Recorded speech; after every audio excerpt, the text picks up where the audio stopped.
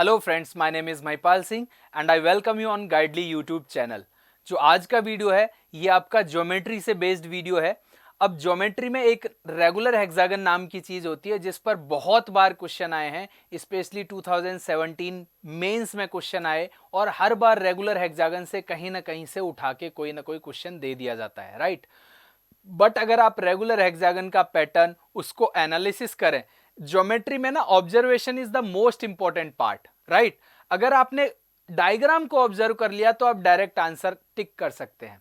और ऐसे एक बार नहीं, कैट में भी मैं पढ़ाता हूं तो कैट में भी हजारों बार क्वेश्चन आ चुके हैं रेगुलर हेक्सागन से। मैं आपको बताऊंगा किस टाइप के क्वेश्चंस आ चुके हैं, इसी वीडियो में देखेंगे, राइट। तो चलिए थोड़ी सी प्रॉपर्टीज देखते हैं रेगुलर हेक्सागन के बारे में, फिर क्वेश्चंस पर डिस्कशन करेंगे। तो रेगुलर हेक्सागन का एक डायग्राम देखते हैं। देखिए रेगुलर हेक्सागन कुछ ऐसा दिखता है आपको। तो अगर आपकी साइड ए है तो रेगुलर हेक्सागन में सारी साइड बराबर होती हैं, तो ये सारी साइड बराबर होंगी। और अगर इसका एंगल आपको फाइंड आउट करना है, राइट, तो एंगल अगर आपको फाइंड आउट करना है तो आप ये कह सकते हो कि किसी भी पॉलीगन का जो आउटर एंगल होता है, अगर मैं इसको इस तरीके से इंक्रीज कर दूं तो ये वाला जो आउटर एंगल या जिसको आप बाहर वाला एंगल बोलते हैं वो क्या होता है, इसमें कितनी साइड है 6, तो 6 से डिवाइड कर दें तो 360 divide by n, that is n is the number of sides, तो आपका 60 डिग्री आ जाता है। अब ये वाला जो पार्ट होता है ना, टोटल मिला के ये 60 डिग्री आ गया है, तो ये वाला जो पार्ट है आपका ये वाला तो पूरा 180 होता है, तो ये अंदर वाला पार्ट कितना हो जाएगा, 120 डिग्री हो जाएगा, राइट। तो इसका जो इनर एंगल होता है, और ये एक्सटीरियर और इंटीरियर एंगल बोलते हैं, तो ये तो आपका एक्सटीरियर एंगल हो गया और ये आपका इंटीरियर एंगल हो गया। समझ में आ रहा है।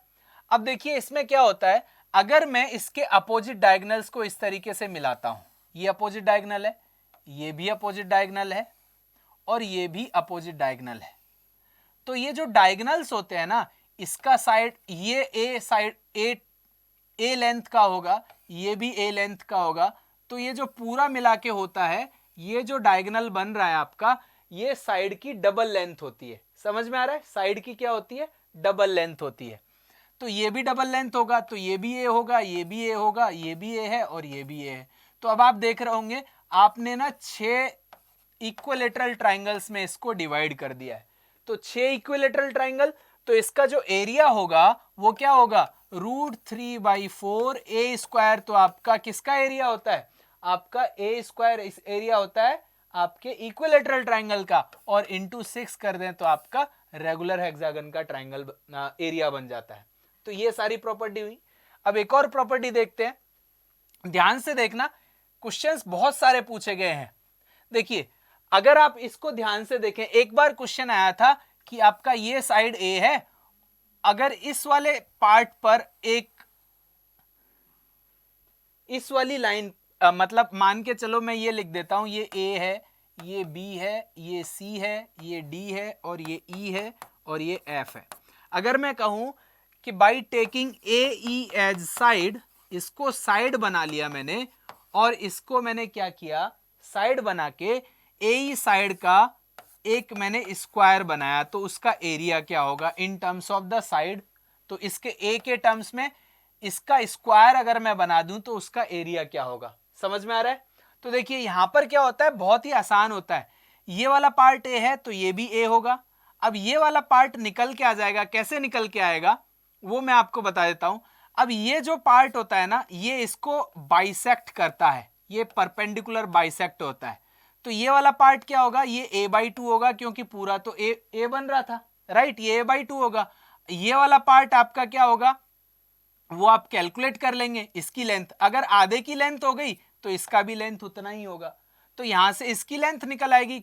और ये ध्यान से देखना, अभी आपने ये निकाला था, ये पूरा कितना डिग्री का बनता था, 120। तो जब आप डायगोनल खींचते हैं ना तो ये एंगल को भी बाइसेक्ट करता है, तो ये 60। अब यहां पर भी ये परपेंडिकुलर बाइसेक्टर है और ये एंगल बाइसेक्टर भी है, तो ये 30 डिग्री का हो जाएगा और ये आपका 60 डिग्री का हो जाएगा और ये आपका 90 डिग्री। तो आप डायरेक्टली भी निकाल सकते हैं कि इसकी लेंथ क्या होगी, क्योंकि साइन थीटा कॉस थीटा क्या होता है, आप क्या लगा सकते हैं, पंडित बद्री प्रसाद हर हर बोला या लाल बटे कका, ये लगा सकते हैं। तो साइन 60 क्या होगा, परपेंडिकुलर अपॉन हाइपोटेन्यूज। हाइपोटेन्यूज आपको दे रखी है ए, परपेंडिकुलर निकालना है, तो आप आराम से निकाल पाएंगे, राइट। समझ में आ गया। तो ये अगर इससे कहा जाए कि AE लेंथ को हमने एक साइड मानते हुए एक स्क्वायर बनाया, उसका एरिया बताइए, तो AE लेंथ निकल आएगी, क्योंकि हम इसकी लेंथ को निकाल सकते हैं। ये भी पार्ट हो गया। अब कैट का एक क्वेश्चन आया था, मैं आपको डायरेक्टली बता देता हूं कैट का क्या क्वेश्चन था। एक और आगे हम मूव करते हैं। कैट का क्वेश्चन था आपका इसी तरीके से, आपको ऐसे दे रखा था, ये इसमें कुछ भी ना हो, मान के चलो ये कुछ भी ना हो, आपसे पूछ रहा था इस ट्राइंगल का एरिया पूरे एरिया का कौन सा पार्ट है, इस ट्राइंगल का एरिया पूरे एरिया का कौन सा पार्ट है। तो अगर आप बैक स्लाइड में जाएं तो पूछ रहा था क्या, मान के चलो ये क्वेश्चन आया था AFO अगर एक ट्राइंगल है। कैट में बहुत बार ऐसे क्वेश्चन आए हैं रेगुलर हेक्सागन पर, और SSC में भी बहुत बार आए हैं, इसीलिए मैं रेगुलर हेक्सागन को इतना आपको डिटेल में पढ़ा रहा हूं। तो अब AFO एक ट्राइंगल है, तो इसका एरिया जो है वो पूरे रेगुलर हेक्सागन का कौन सा पार्ट है इन टर्म्स ऑफ परसेंटेज, कितना परसेंटेज है। तो आप देखो 1 2 3 4, अगर आप ऐसे यहां पर ये कर दो 1 2 3 4, राइट, तो ये और ये बराबर है, तो यहां पर भी आप ऐसे कर दो, तो ये कहीं ना कहीं आपको क्या बनेगा, सारे के सारे जो ये इसके बराबर है, ये इसके बराबर है, ये इसके बराबर है, ये इसके बराबर है, तो आपके क्या हो जाएगा, आपका ये वाला पार्ट कौन सा हो जाएगा, सीधे सीधे आपको पता लग जाएगा। तो कितने पार्ट बन गए, 1 2 3 4 5 6, 1 2 3 4 5 6, तो 1/12 आंसर आ गया आपका। कौन सा पार्ट है, 1/12, परसेंटेज में पूछ रहा है तो आपको पता है 1/12 क्या होता है, राइट। समझ में आ गया। चलिए नेक्स्ट वाला पार्ट करते हैं। कई बार आपको ऐसा भी देखने को मिलता है, ऑब्जर्व करने वाली बात है, आपको पूरा का पूरा ऑब्जर्व करना है। देखिए अब इससे मैं ऑब्जर्व करने के लिए आपको क्या बोल रहा हूं कि देखो एक आपको ऐसे क्वाड्रिलेटरल बनता हुआ दिख रहा है या पैरेललोग्राम बनता हुआ दिख रहा है। एक पैरेललोग्राम आपको ऐसे दिख रहा होगा, इसको ऑरेंज ले लेते हैं, और ये कॉमन साइड रहेगी, राइट। और एक और हम पार्ट यूज करते हैं, इसको हम ले लेते हैं ब्लू, ये कॉमन साइड इधर रहेगा, ये रहेगा और ये रहेगा और ये रहेगा। देखो 1 2 3 4 5 6, ये पार्ट भी बराबर बराबर है, ये पार्ट भी क्या है, बराबर बराबर है, राइट। तो आप देखो कि ये इसके बराबर है, ये इसके बराबर है, ये इसके बराबर है, समझ में आ रहा है, ये इसके बराबर है। और ये आपका क्या होता है ना, ये वाला पार्ट, ये पैरेललोग्राम बन रहा है एक, ये पैरेलल साइड है, ये भी रेगुलर हेक्सागन है, तो ये तीनों ही पैरेललोग्राम है। अब तीनों बराबर है, तो एक बार आपसे ये भी क्वेश्चन पूछा गया है कि अगर ACE का एरिया निकाला जाए, और इसकी साइड मान के चलो 12 सेंटीमीटर दे रखी है कि side AB is equal to 12 centimetre, find the area of the triangle ACE, तो आप क्या कहोगे, रेगुलर हेक्सागन का आधा है, सीधे सीधे दिख रहा है ना।